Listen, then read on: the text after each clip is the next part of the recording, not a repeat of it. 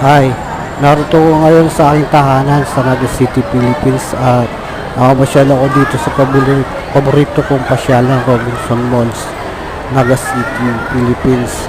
At ngayon marami namang masyal dito sa loob ng malls at maraming mga dalagat binata na naglilibang, mga iba't ibang taon nanggagaling sa iba't ibang lugar dito sa Camarines Sur. At ako ito ngayon naglilibang, nag-iikot-ikot at pumunta ako rito sa mga mamahaling salaset.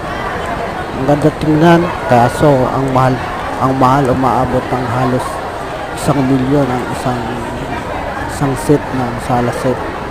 Kaya